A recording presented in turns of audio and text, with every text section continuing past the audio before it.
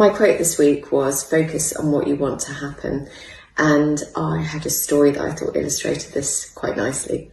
I was working with a football manager, and he sent in one of his players.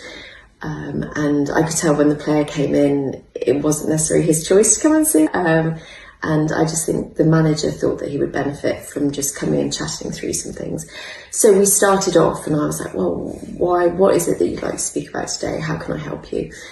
And there was a little bit of resistance, but then eventually he started to open up about how often, obviously playing in very big stadiums, he would go out there and he'd feel very stressed and his body would feel very tense and his breathing would be very short and his whole body would feel tight and he would feel like he's underperforming because of that situation.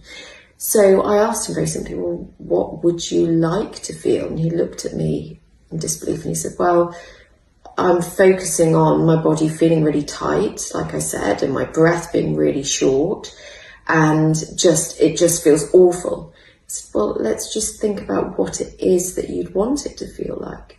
So he said, well, I think I would want my legs to feel like lighter. So we developed this visualization around his legs feeling almost like springs.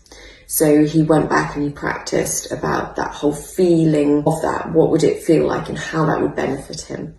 And then we looked at his breathing techniques and we came up with a plan to get his breath in a certain way. And then we created a routine and a process around this that he went away and practiced. So, and some other stuff behind the scenes as well, working the subconscious mind and changing some belief patterns.